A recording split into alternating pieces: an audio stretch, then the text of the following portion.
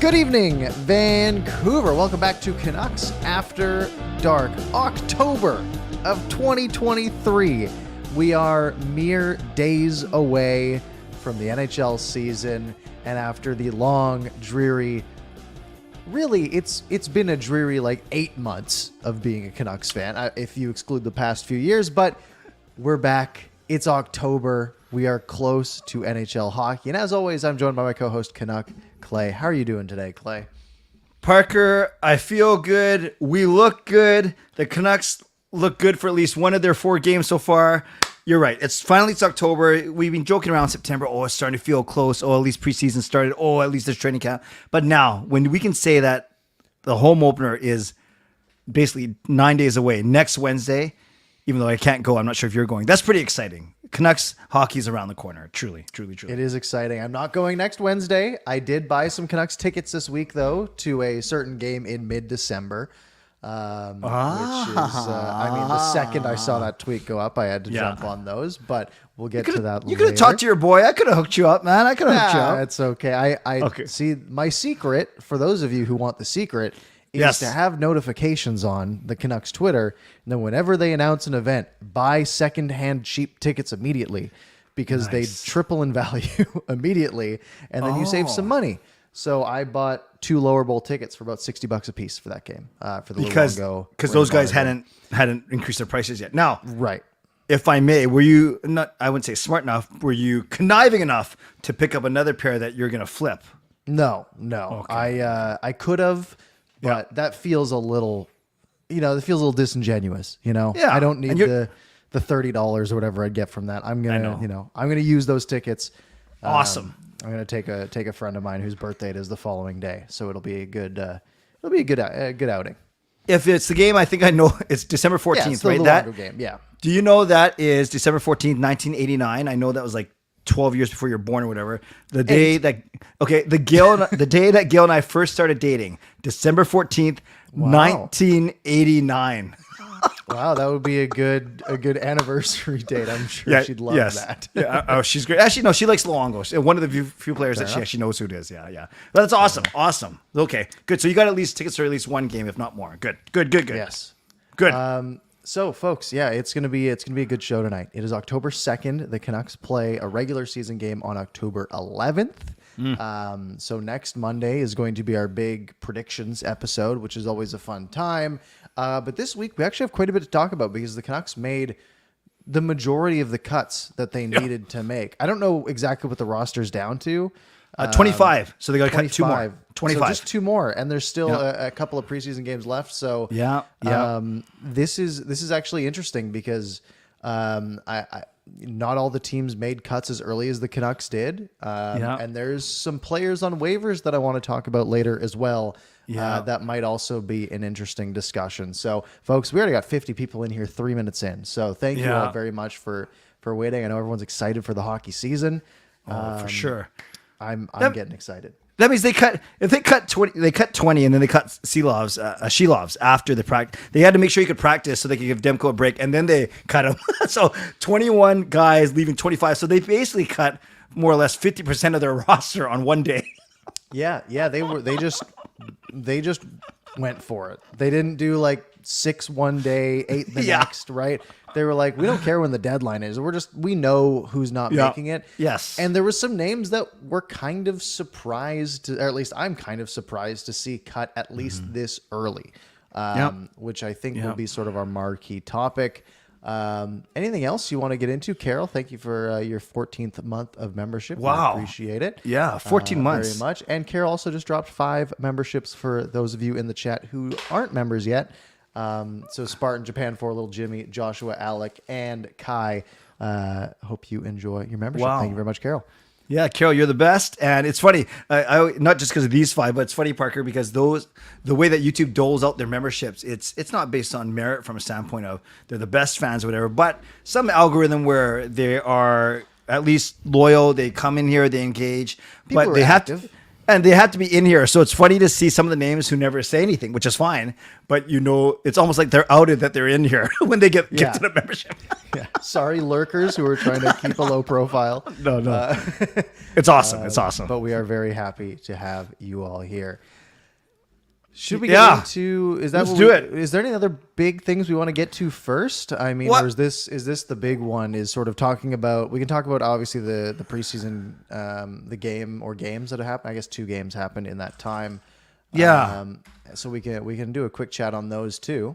Yeah, Maybe maybe games. I guess it was 3. Yeah, it might make sense to talk about the games. Then that leads into the cuts, and then we Sure. can spend a lot of time talking about the cuts. Yeah. Now I'll be honest. I'm not a big preseason hockey guy. No, really.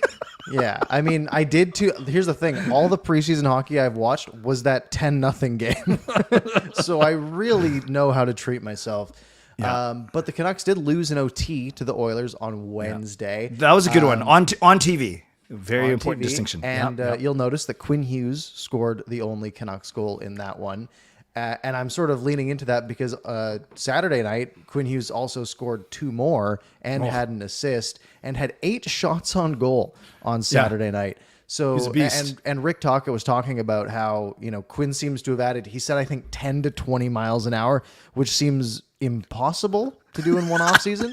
But if he has, Quinn Hughes is going to be a dangerous hockey player. Yeah, unless you're starting from 0 and you went up to 10. But yes. Right. So yeah, we'll get to Quinn. I know I got some things to say because I was at the game on Friday. But let's get back to or on Saturday. Let's get back to. So yeah, they lose against Edmonton, but thankfully it was much better than 10-0. And yeah, they played well. And of course, Connor McDavid just became Connor McDavid. It's funny they didn't start Connor McDavid in OT, but now I know why. You just jump him over the boards whenever you think is the right time, and no one can catch him. Yeah, he is a cheat code. It's it is crazy. absurd. Even in preseason, you'd think he'd be a gear less in preseason. He doesn't matter. He just flies past everybody. No. So good.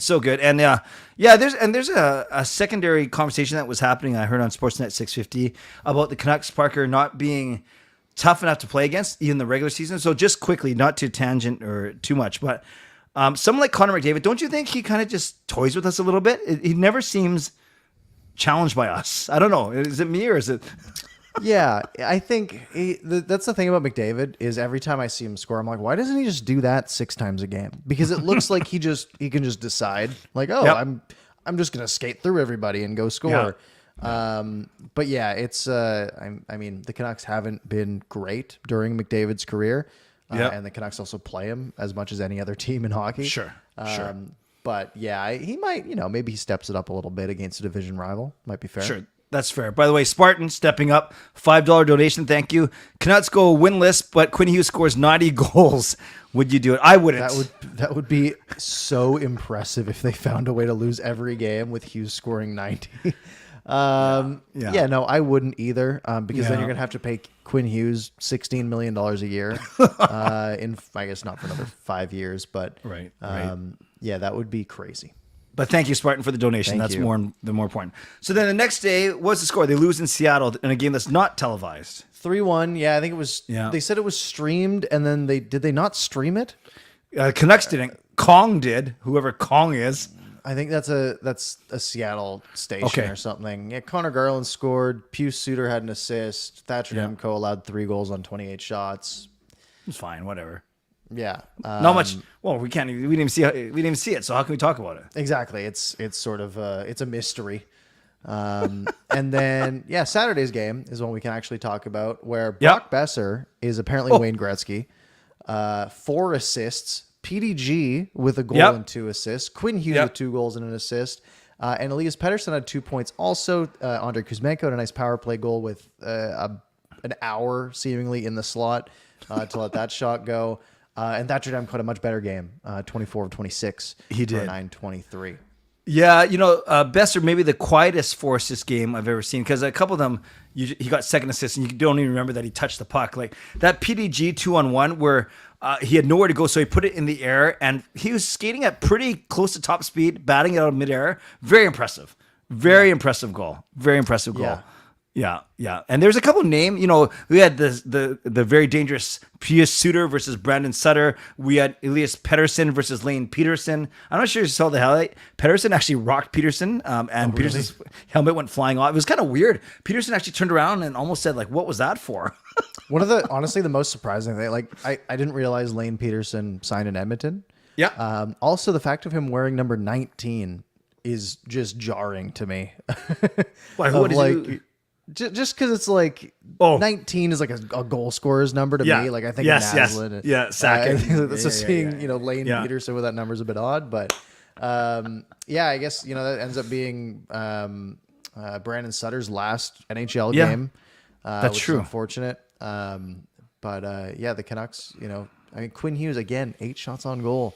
Yeah, that's nice. You want to see him, throwing pucks on net, especially if he's added some juice to it. Yeah, and just before we get to Hughes, Parker, I was going to say now perspective is important. You know how we were saying don't freak out over the 10-0 loss because Calgary. So same thing. We had a much stronger. Edmonton dressed half their guys, including not Draisaitl, McDavid, Hyman, and Ekholm. So, but they had Skinner, they had Nurse, they had Kane, they had some decent guys. But we had basically our full roster, and we're going to get to that when it comes to the cut. So just as we're saying, don't get too freaked out that we lost 10-0. We can't get too excited that we won 5-2. But it is still nice to win, especially at home. It is, yeah. And, it's not again, these games don't matter that much. Yep. But if you go 0-6 in the preseason, there's going to be some red flags, right? Yeah. So the fact that they came out, they actually did something in this game is great. And again, I don't care that much about team performance in preseason, but I care about individual performances, right? You want to see, who's stepping up, whether that's, Brock Besser making a bunch of great passes and winning battles on the wall to sort of spring guys on 2-on-1s and genuinely have a great game. And, seeing the Cole McWard experiment, right? Running him alongside Quinn Hughes, and maybe that has questionable results, but they went for it, right? They gave it a shot, and we'll talk about that later when we talk about some maybe waiver possibilities. Sure. But it's it's good that they got a win. Demko had a good night. Besser and Hughes had good nights. Those are guys you want to see, putting stuff up. Yeah, I'm not sure you got to see the highlights, Parker. Hughes was dominant, obviously not just the stat line, but he was dominant. And if he's willing to take the puck to the net and create, he doesn't have to score all the time. That backhand, the second goal was a little weak, we got to admit. But if he's willing to get to the net and create opportunities for either himself or his teammates, there's no doubt in my mind he'll get 10 to 15 goals instead of the 7 or 8 he's been scoring. Right. There's no doubt in my mind he could be top 5, not even top 3 Norris Trophy finalist if he's doesn't fall off defensively and increases his offensive production. Why not? Yeah, and that was something that he even said, right? He said he's trying to create more on the inside, right? Yeah. You don't have to throw a 70-mile-an-hour wrister and try to sneak it through guys. And that's a great play usually, right? If you can get it through and get it on net, get a tip or a rebound.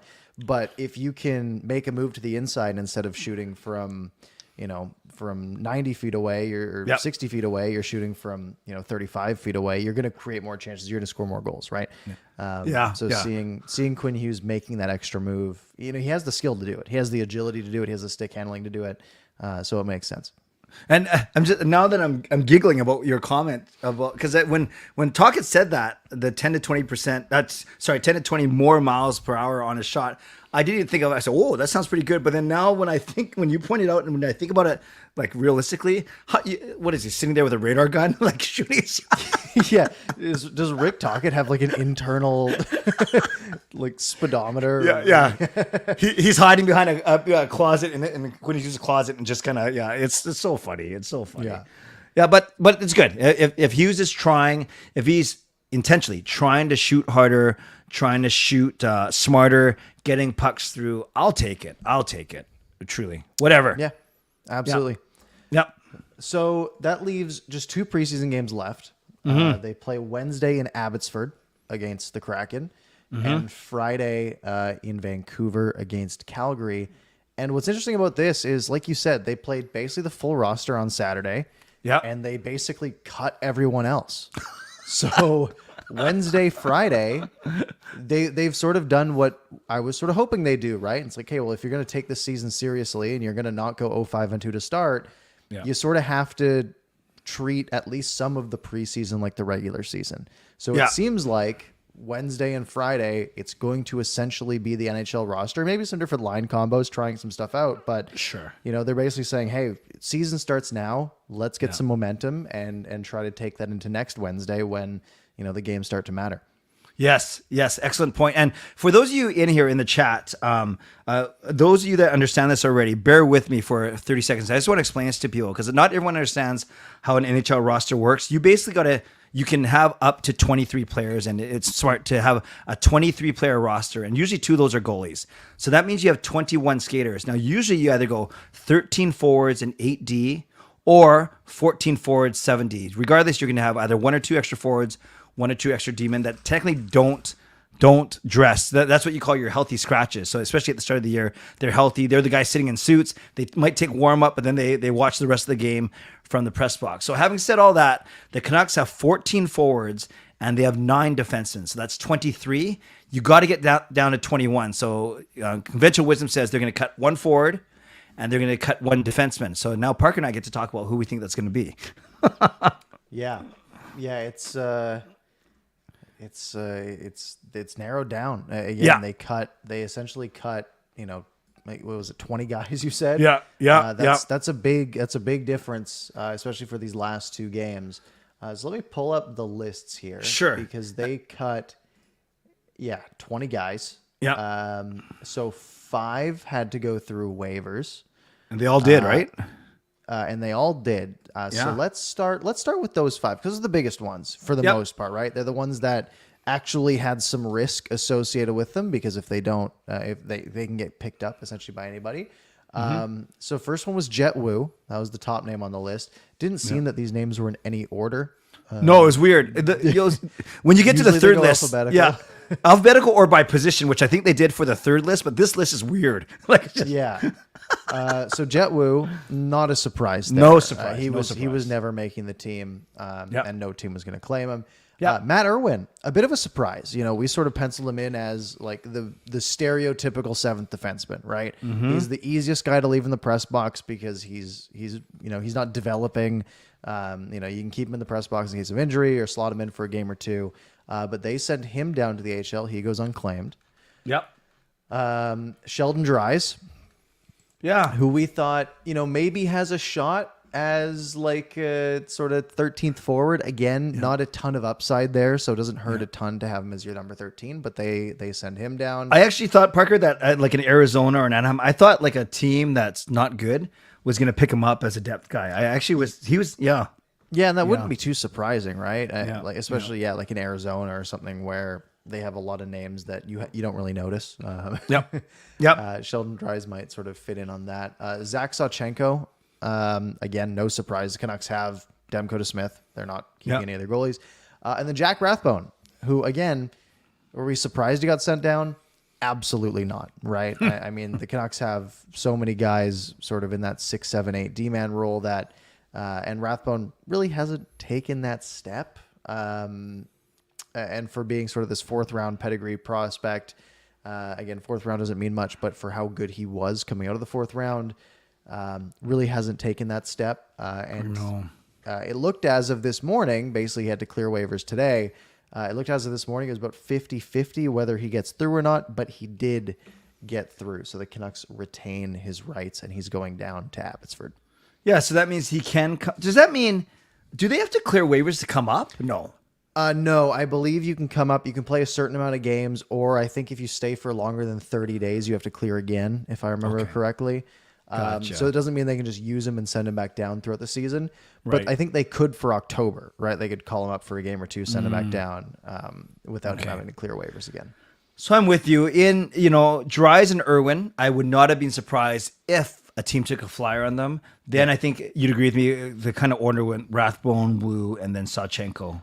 Yeah. Yeah, and the thing about Rathbone, like Ty Smith got through waivers, right? Yes. And that was a name that people saw and were like, well, if he gets through, like a team would have taken him if they were going to take Rathbone, and I think that's pretty fair. So Rathbone getting through isn't that much of a surprise. I mean, is he 23 now? 24, I think. 24. Yeah, Rathbone is 24 as of May. Yeah, I mean, he's getting to that point, right? This is sort of it this year. Yep. Does he take that step? If not, I mean, every team's got a guy like him, essentially. Yep. So as much as you and I like him, step. that doesn't do enough for him to get up here. yeah. Too bad. Other names that got cut: Chase Waters, cut from his these are cut from PTO. There's 3 of them: Chase Waters, John Stevens, and Quinn Schmayman, name that I had literally never heard. I had to look him up. And then there's a bunch of people who weren't waiver eligible that got cut. Starting with Danila Klimovich, no surprise there. Atu Ratu got cut. One of those guys that I would have expected to make it to the end of camp, but didn't. Mm-hmm. Yeah, I'm with you for sure. Yeah, I'm just laughing because at least this list looks like they go all the forwards, then the 2 defensemen, and then the goalie. This one makes sense at least. This one does make more sense. But even then, like, why isn't it alphabetical? I know. Vasily Podkolzin, a pretty, again, kind of an early cut, but he had the chances this preseason and really didn't step up. Rick Tocchet even said, like, he liked his game. He just thought he was overthinking things and wasn't able to put it together. So, 2019 first round pick, you're starting to get to that point where this is it, right? This year, going into next year's training camp is essentially when something needs to happen, or it'll probably be time for him to be moved on from. Yeah, this one's so tricky, Parker, because I know a lot of people are yelling "bust, bust, bust" when they see guys like Boldy and Caulfield lighting it up. But I use this example all the time. I'm not saying he's Tage Thompson, and he's not like he has to grow in his body like Tage Thompson did, but I say that as a precautionary tale because Thompson took 4 to 5 years. The good thing is Podkolzin, because he took 2 years to get here, we know he's still on his last year of his ELC. So technically, you can still, for the next 4 years, string him along with 1-year deals if you want to do it that way. Right. So you don't worry about him money-wise, but you're right, Parker. You got to worry about his development a little bit. And some people are thinking maybe the years in the K messed him up a little bit. Yeah. And it could. They get limited playing time, especially guys who are going to be going to the NHL. Yep. Max Sasson, no real surprise there. Linus Karlsson. Arshdeep Bains, again, had a couple of big-time looks in preseason and training camp and looked fine, honestly. I got to think he's pretty high up the call-up list if the Canucks need guys down the road. Yep. He got a good look. It's funny. He started the training camp, got a good look, and then he just kind of dropped right off. So, right. But yeah, a lot of time for him still, for sure. Tristan Nielsen, no surprise. Josh Bloom, no surprise. Aiden McDonough, no surprise. And then, we get Akito Hirose. A bit of a surprise. Both of us sort of had him penciled in as 6 or 7, like at least in that conversation. But apparently they've seen enough already to send him down. Did you hear Rick Tocchett's comments about him? I did not. Yeah. So they were, how Tocchett's always talked about having a big summer, coming back in shape, and he referenced a couple guys. We thought he was talking about Dakota Joshua, who maybe weren't in the best of shape or in the best game shape. He did say about Hirose, he basically said, without saying it, that they wanted him to bulk up a little bit because he's tiny, right? Yeah. And he did compliment his hockey IQ, the mental part, but said he's had to step it up. I can't remember the term he used. So it wasn't like horrible where you felt bad for him, but he didn't mince words either. So maybe that's a good, his first pro camp, maybe it's a good lesson for him. Yeah. And there's still time, right? I mean, yes, he's looked pretty decent, honestly. And again, if the Canucks need a call up D-man, obviously Matt Irwin is there, but so is Hirose. And I can see that being an option. Philip Johansson, I don't think we had much surprise there. Yeah. And then obviously Nikita Tolopio, the other goaltender, who will probably be going down the coast, I imagine. Actually, no, because Martin got claimed. Yeah, so one of the guys will likely stay, and then one guy will go to the coast. Yeah. Right. And that should keep all 3, but does that? I don't know. So either Sawchenko or Tolopio will get sent to the coast. Yeah, exactly. Okay, so you look at this list. We talked about the list. So what that leaves, Parker, and this is kind of interesting. So let's presume Mikheyev is healthy, just so we can look at this properly. So the 14 forwards, the ones on the bubble are basically Aman, Joshua, Studnicka. Those are the ones. Right. Hoglander, if you want to put a 4th one in there. Right. So I'm just looking at, so the Canucks have Let's sort of run through at least where I'm just like using Cap Friendly's depth charts. Sure. Because it makes my life a lot easier. Beauvillier, Pettersson, Kuzmenko. Yep. PDG, Miller, Besser. Yep. Höglander, Suter, Garland. And then Oman, Bluger, Studnicka, Joshua, Mikheyev. Right. Essentially, those 5. Right? Yeah. So, yeah, you got to be thinking. I mean, maybe if Mikheyev, he hasn't appeared in preseason yet. He's just been training camp body in a red jersey a couple days ago. So hopefully he's not out too long. Where do you see Mikheyev slotting in? Do you think he takes Beauvillier's spot on the top unit? Do you think maybe they bump PDG down? Although it seems Rick Tocchet might really like PDG. Where do you think they go? If he's healthy, I could see him in all 3 spots. I want him on the first line with Kuzmenko and Pettersson. To me, that sounds way more dangerous than Beauvillier, Kuzmenko and Pettersson. But that's where I want him. I could see him taking PDG spot and playing with Besser and Miller, give them some more speed there. I could also see him playing on the third line with Garland and Suter. That would be a pretty strong, fast, chippy third line. Expensive. That's true too. Yeah, it's you do then have like an $11 million third line, which is not ideal. But yeah, and then right, and then and let's say you keep Bluger as that fourth, so the fourth line center. So then Studnicka. There's pros and cons to each of Studnicka, Oman, and Joshua. Studnicka, probably he's got speed and he's big and he's a right shot. Joshua's probably the toughest of those guys, and Oman can actually play center and take draws if you need him to, even though he stinks at it. So there's all different ways that you can slice those 3 remaining guys.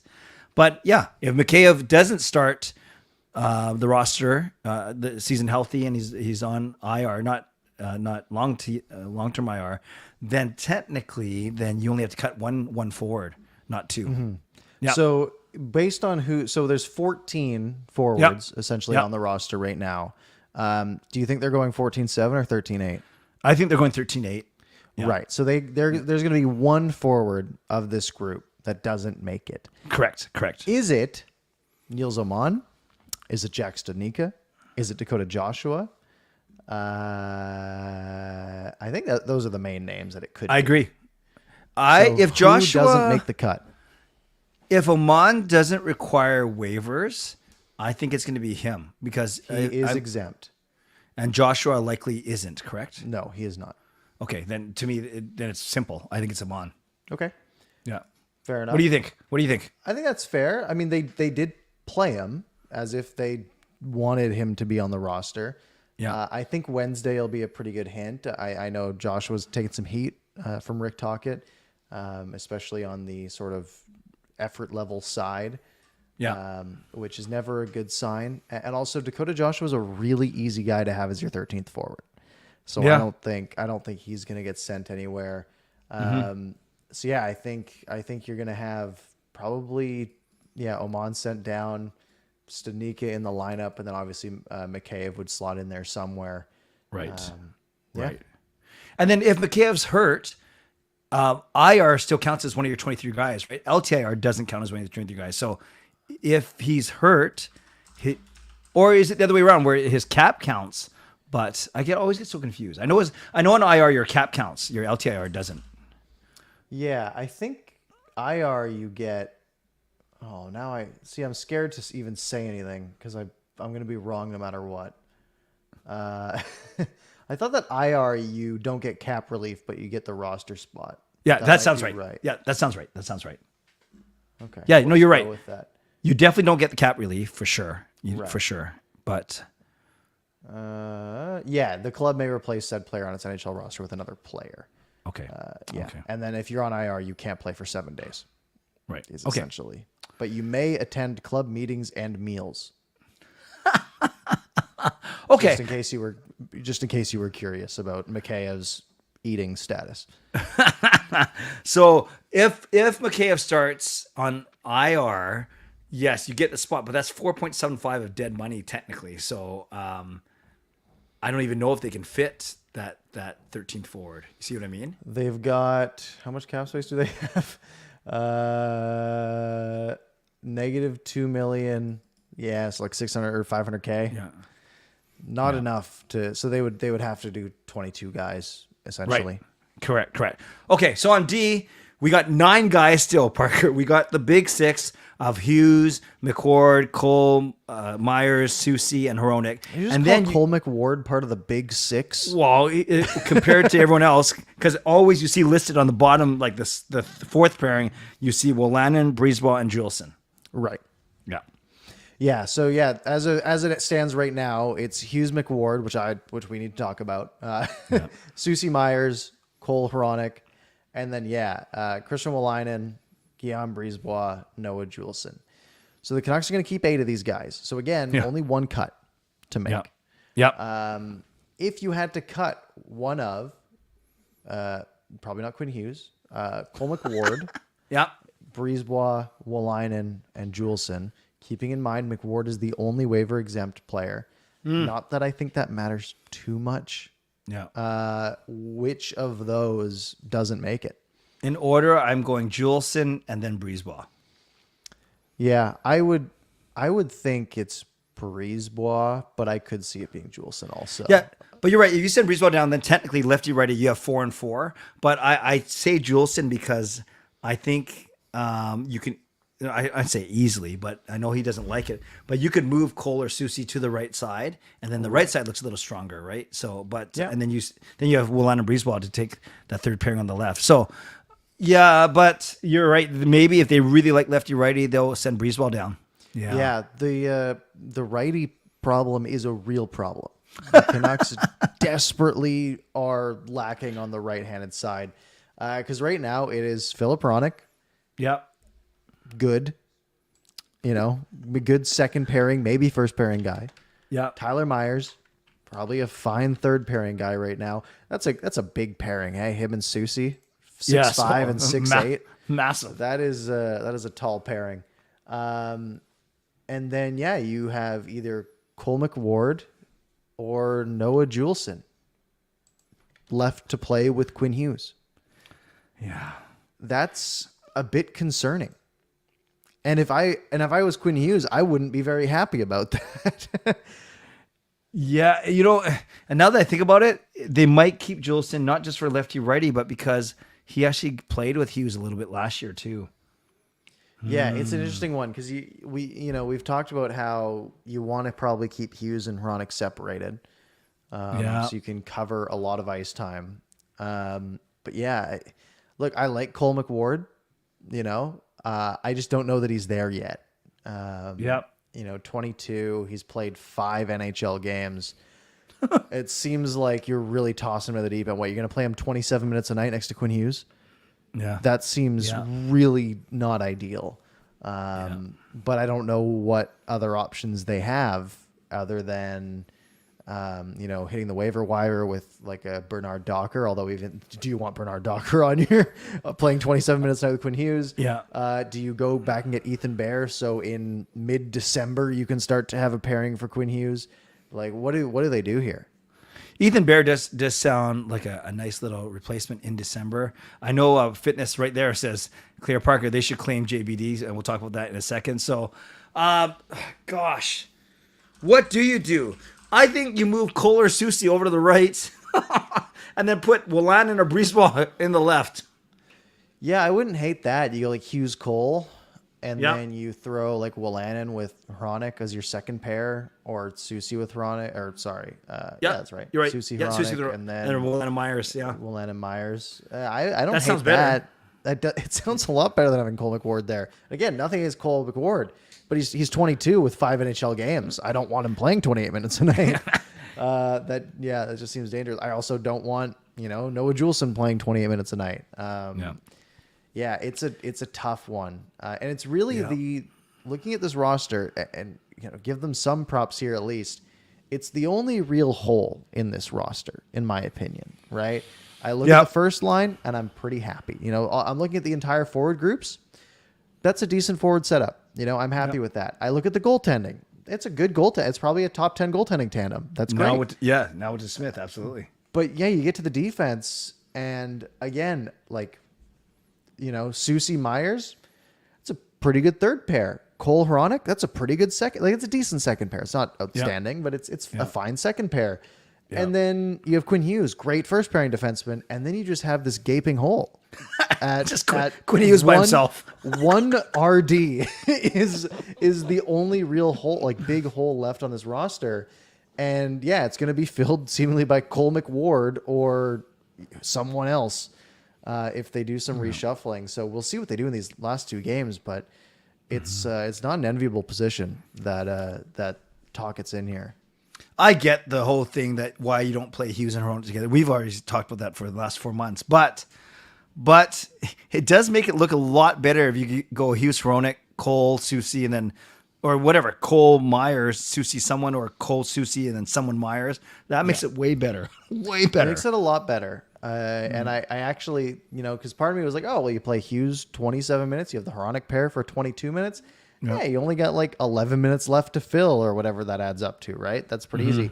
But then when those 27 Quinn Hughes minutes are filled by some random name here, it gets a little bit sketchier. But yeah, if you were going Hughes Hronik, I like that.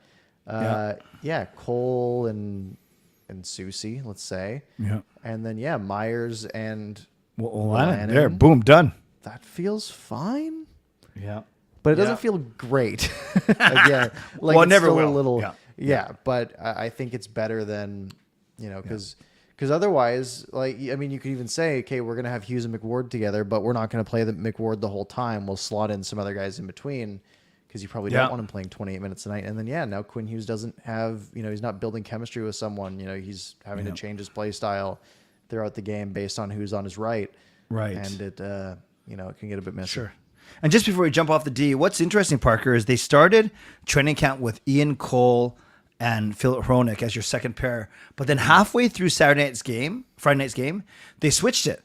They switched it and they put Soucy with Hronik and they moved Cole with Myers. So, I don't know. Maybe I know they were on the goal for the first on the ice for the first Edmonton goal. Maybe Tocchet didn't like it. Who knows? And I think that's something we'll see shuffled, especially in the next game.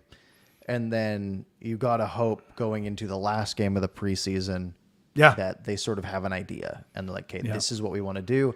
This is the game to build that chemistry, get familiar with each other, because come next Wednesday, it's go time. Right. We will see. So speaking of cuts, I'm looking at this thumbnail that you make. So, I'm getting ready, getting set up, getting ready to go. And I see a picture of Rathbone. Okay, that makes sense because you and I love that guy and we want him to do well. I see Podkolzin. Okay, that makes sense because he's probably, of all the names that got sent down, the one that the Canucks fans are most intrigued by. And they do want him to succeed. And then I see a picture of Homer Simpson with a bunch of looks like football players. Like, what's that? So that's one of my favorite episodes of The Simpsons ever. And that is where Homer's the coach of the youth football team. Yeah. And he essentially, he says, he's like, now it's time for my easiest job as a coach, the post-camp cuts. And he's like, so he just starts cutting all these kids. And then he's like, Steven, I like your hustle. That's why it was so hard to cut you. And he just keeps going. So that's why I put that in there because I was thinking of Homer. I may need to look guys.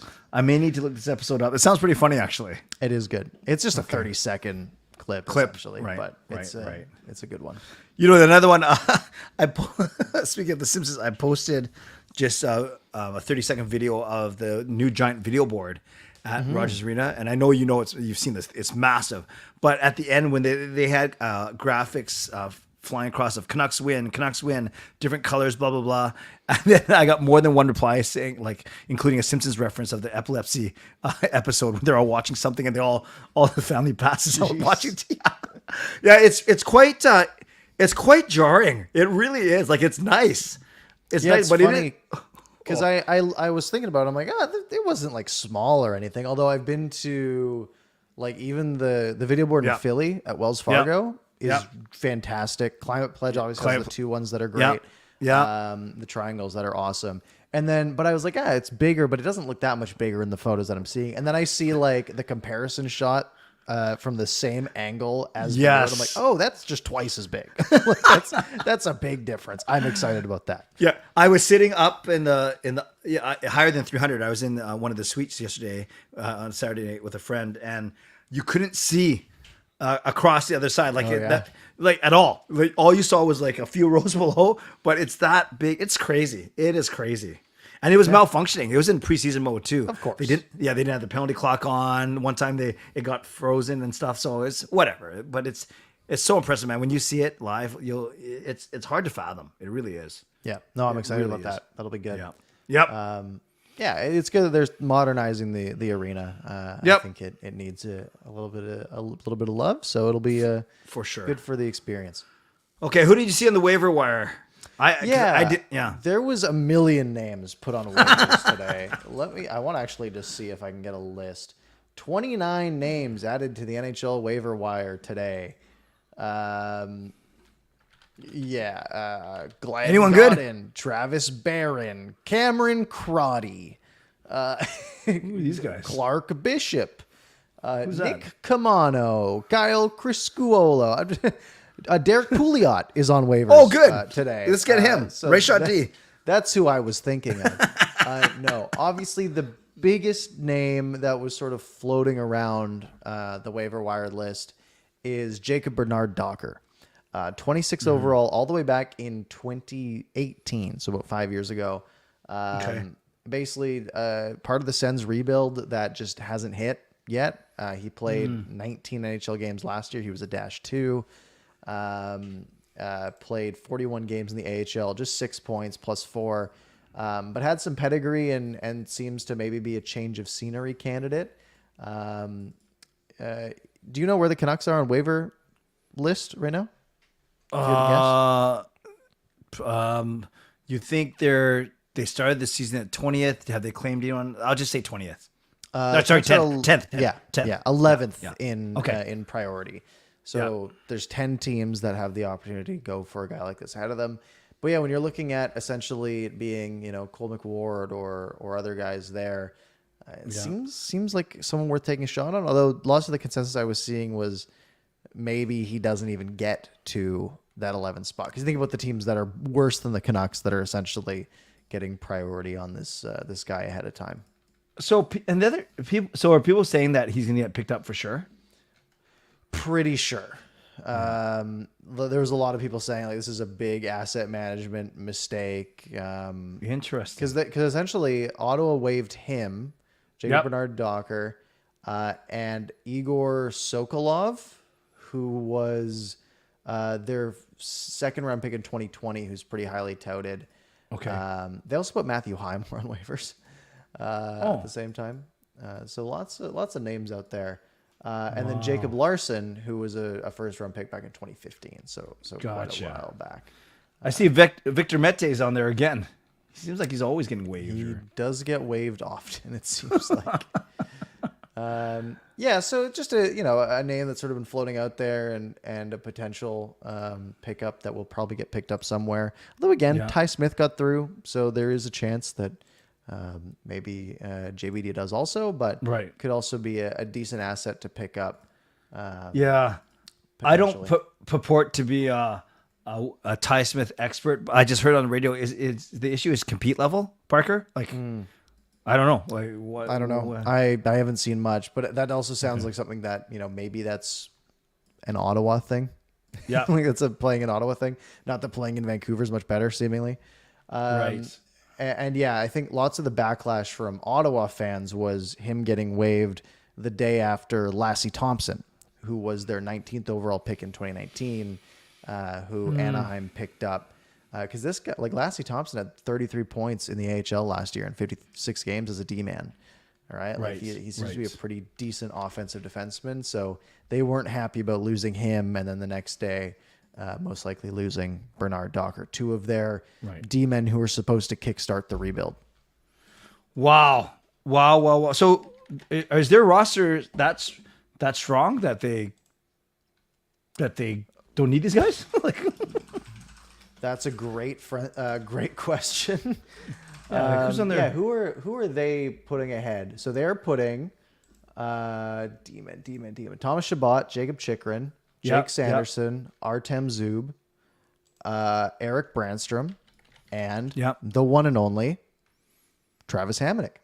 Of course. And then, so they actually only have, they're down to 7D. They're already down to 7D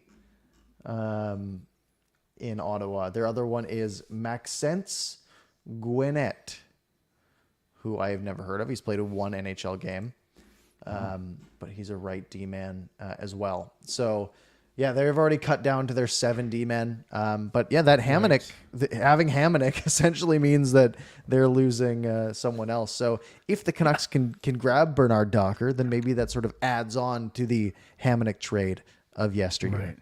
So there's a reason why, the Hamonic trade. And it's funny. I just pulled up Twitter, and the first tweet I see says the Sens are likely to lose 2 first-round draftees in Thompson and Bernard Docker because they decided to extend Hamonic. So this announcement from Ottawa, is this for tomorrow's waivers? Because I only see 4 hours ago, so that means it wasn't part of this morning's 9 a.m. Thompson was waived previously. Actually, maybe Bernard Docker, maybe he wasn't put on waivers until tomorrow. Yeah, I think they announced it tonight that he's going on tomorrow morning.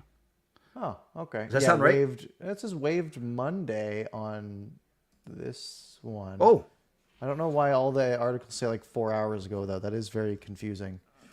Friedman says following exhibition win tonight, Ottawa announces some cuts. So weird. Yeah, well that makes sense. You put them on wave. Yeah, now that I think about it, whenever you announce it, as long as you announce it before the 9 a.m. list goes out. Oh, I guess so. I don't know. Yeah. Either way, it'll be in the next day or two. Yes. So we will. Did you know a lot about it? See, this I'll admit I didn't know anything about him until people started mentioning him in the chat. Till you brought him up. But if you go into the Sens PR Twitter, which is Sens Communications, they got ratioed on this tweet. There's more quote tweets than likes on the waiving of Bernard Docker, Larson, Highmore, and Sokolov. The comments are all like, "Wow, Hamonic costs you Lassie and JBD." Sens Talk just tweeted, "Dude, what?" and he got 167 likes. So they're not stoked on this move from Ottawa. You can trade, and everyone's saying if you're going to get rid of them, at least trade them. You're going to get something for them. Oh, crazy! But if they clear, then they'd be worth something more. But they probably won't. Yeah. No last resort. That was not a Freudian slip. I do not think Ottawa. When I tried to say cuts and I said cups, no, I do not think Ottawa is going to win the cup this year. But thank you. So we've got, what else do we have here? We've got back to the Canucks for the most part. You see the Quinn Hughes quote from a couple days ago? What do you say? Where he said, "I'm going to be 24 in October. PD will be 25. Millsy's 30. Demers 27. We're getting up there. Not up there, but we're not little kids anymore. It's time. They drafted us to do things, and we got to do those things." He is stepping into this captain's role pretty well. Oh yeah, he's great pick. Easy to say that now, but definitely. He speaks well. He's showing it with his play. He'll be great. He'll be fine. He is fine. Yeah, he is fine. You saw Talkett's comments on Hirose, I'm sure. We can touch on that. Basically, high praise for the IQ. Fitness levels weren't there. Exactly. Another thing we didn't talk about was Spencer Martin getting claimed by Columbus. Oh yeah. So the Canucks apparently they were trying to trade him, couldn't get a trade through. Columbus snatched him up. I guess they don't. I thought Columbus had. Korpisalo got traded. He got traded. Did he? So they got Mizlurkins, and then they got this guy Danelia. Someone I looked him up, and then his numbers were slightly better than Martin's, but they weren't great either. So it sounds like it's going to be those two guys battling for the backup spot. Because then if they cut Martin, let's say, then the Canucks would get first dibs at taking him back. But again, they wouldn't. Was that how it works? Yeah, if you claim some off waivers and then put them back on waivers, I think again it's within 30 days. Then the team that you claim them off of jumps to the top of the waiver priority list. For only that guy, obviously. Oh, I didn't know for that. guy. Yeah. So you can't just like take somebody and then immediately send him down. And so it's meant to dissuade teams from just claiming everybody and then sending them back through waivers right away. Right. Gotcha. Okay. Yeah, Spencer Martin, I liked him. We obviously were happy 2 seasons ago when he went 3-0-3. He didn't even lose in regulation in that right in December, January when both Halak and Demko were hurt. And then we thought, okay, and they gave him a 2-year contract. And then last year, obviously, him and Delia were not great when Demko went down in December. So it's too bad. He's a really good guy. Apparently, he's very popular in the room and everything. But the backup goalies is sad to say, but they're dime a dozen, right? That's the whole point. That's why they're backups. Yeah. And the Canucks have a good backup. I'm excited for Smith. Hopefully. Wonder when he's gonna get his Canucks colored pads. It's just you don't like the yellow? Oh, it does look a little weird. It's quite jarring. Yes. All right. I don't know if there's much else Canucks stuff. I mean, DPD's going to the Allsvenskan. I think Lekari Maki scored a nice goal this week in the SHL again. But other than that, we've got 10 minutes, I think, for questions, unless you have any topics. Nope. That sounds great. Let's do it. All right, people. It is your time to throw stuff in the chat. Let's see what we've got. I see a couple of people talking about the Seahawks. Destroyed Daniel Jones today. That was fantastic. That was I saw the pick 6. That was pretty awesome. Yeah, Devin Witherspoon. He's going to be good. All right, what do we got for question? Peter says, would you guys honestly put Hughes and Hronek together, knowing the risk of weakening your depth on D? But it's a lot better than having a 22-year-old next to Hughes. Yeah, we did touch on this, and it's definitely a give and take, right? I think it's better to have Hronek playing the 26 to 28 minutes a night than it is McWard just in a vacuum. That's better. However, you're then, putting a lot of your eggs on that top line basket. Yeah, the other thing about this too is if you have let's say it's Ethan Bear, for instance, whoever is your first power play guy, Hughes, your second power play guy, Hronek, then at least you got to think, the other 4 should be your 2 penalty killing units. Cole, Susie, Myers, and blank. Is it McWard? So that's another thing I'm thinking about too. Is a more experienced guy will give you better special teams balance too. But they got 2 games to figure it out.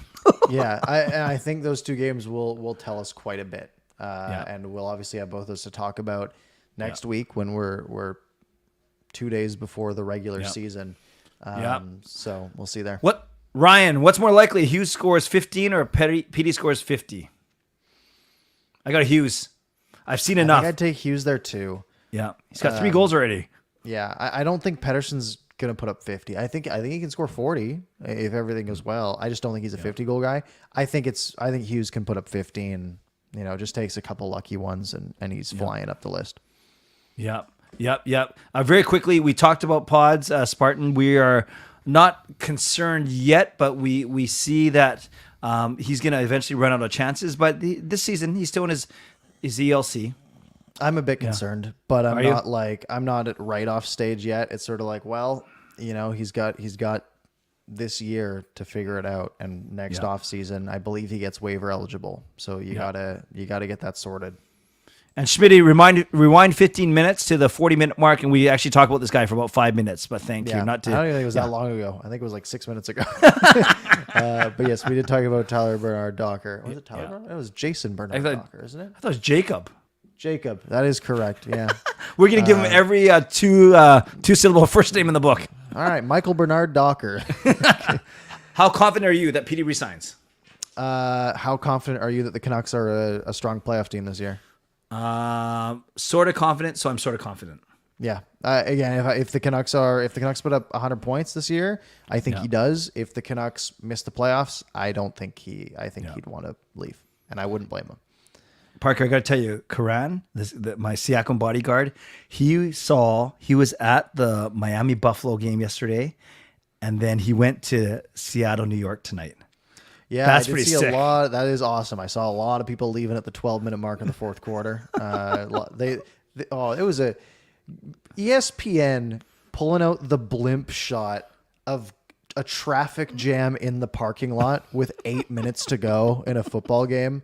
It was perfect. It was nice to, honestly, this Seahawks game, it was nice to relax for once watching a football game because usually they get my heart rate up. It was a lovely time. Right. Fitness. I'll type this in the chat while we're answering our next one so we don't take up time, but I will answer you. Don't worry. What else we got here? Just Degrees says, do you think the Canucks are making the playoffs this year? 55% yes. Yeah, I'm with you. I think they're a little better than 50%. Curtis says, do you think Podkolzin could return to Russia after this season if he normally plays in Abbotsford? I don't think we're there yet. I think he seems to be quite North America centric, and it seemed that way basically right from the time he came here. You know, he said he likes North America and he doesn't really want to go back. So, you know, he's moved his whole life here. So I think he's going to try to make it work here. And the thing is, if he mostly plays in Abbotsford this year, and let's say next training camp he doesn't make the Canucks, he's probably getting waived. He's probably getting picked up, and he's going somewhere to play in a fourth line role. Right. He will be an NHL player next year, I think, no matter what. As long as he doesn't take a nosedive, because I think some teams would like him on their fourth line right now. I agree. I don't. We kind of joked, or not even joked, about the fact that maybe his staying in Russia kind of slowed down his development. So why go back there? This isn't Vitaly Kravtsov. He'll be fine. Well, I know you were concerned. I'm hopeful.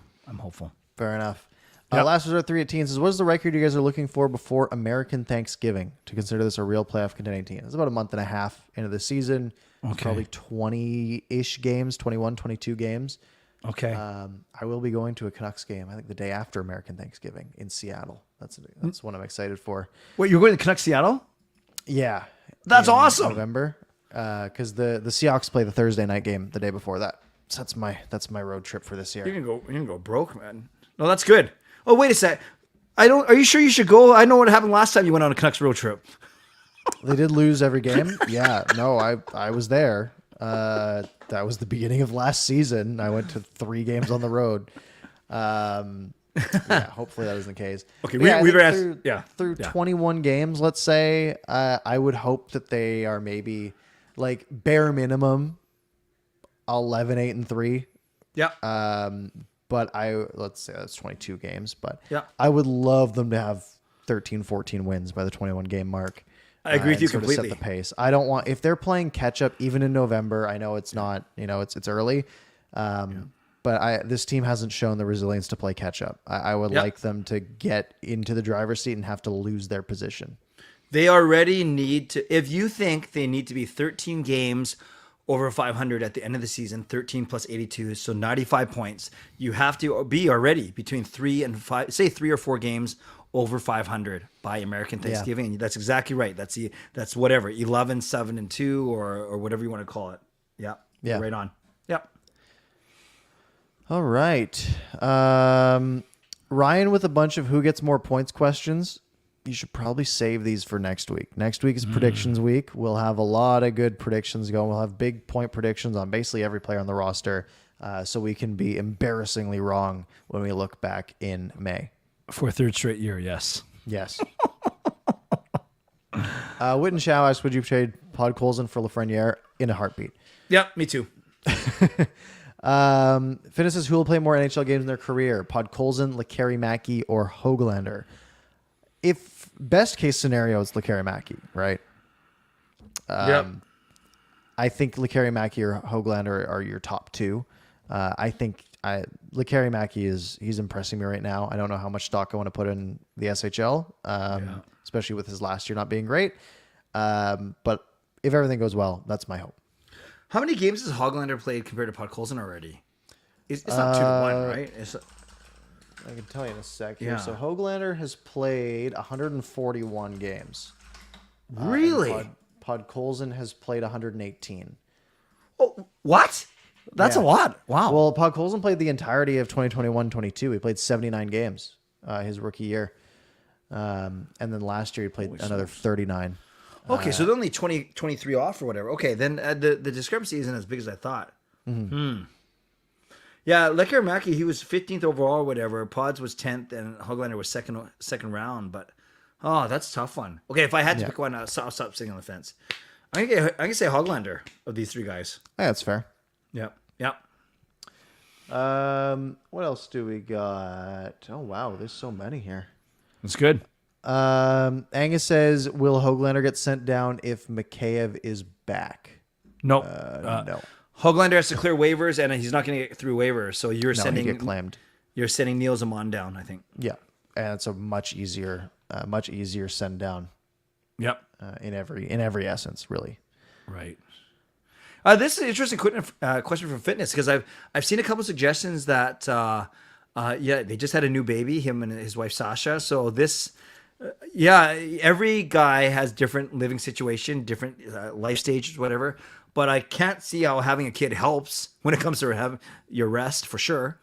I don't know. Yeah. It's hard to quantify, but you could excuse him for having his mind elsewhere too. I don't know.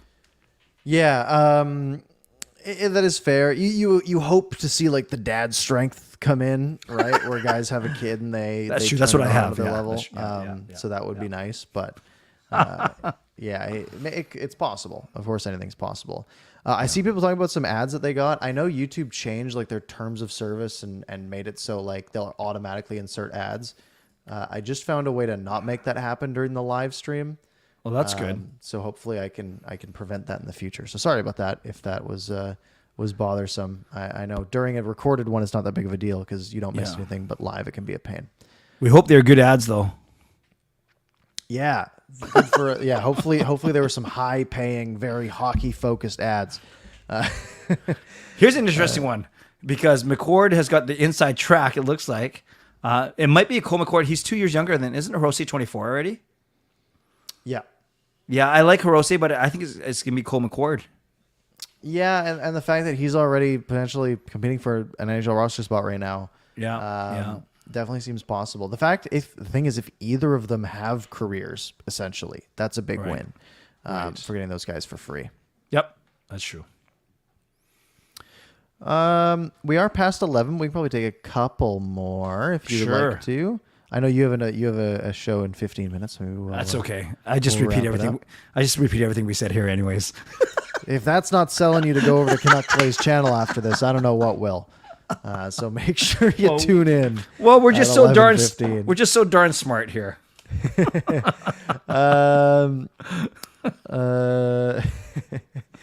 I don't know.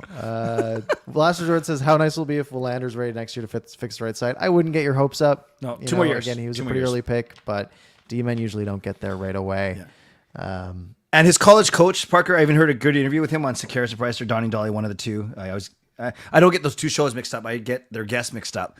But the coach flat out said it'll be 2 years. Yeah. He expects to lose him after 2 years. Yeah. All right. Well, folks, we should wrap up here. It is 11:02. By the way, thank you guys for getting us across that 1,500 subscriber mark last week. We do appreciate that. Nice. That was great. And thank you to all of you for showing up. We peaked at around 120. It was 127 at one point. So thank you guys very much for tuning in. If you missed any part of the show, you can rewind back to the beginning. You can find it on your favorite podcast platform in a matter of 15 minutes or so. Or if you just want to wait till tomorrow morning, your commute to work, you can obviously find it there and catch back up. Clay, any parting words this final Monday evening before really our season predictions and till the season's going? Just excited. 2 more games with pretty much an NHL locked and loaded roster. You and I are going to either show our brilliance or make complete fools of ourselves next week when we do our prediction show.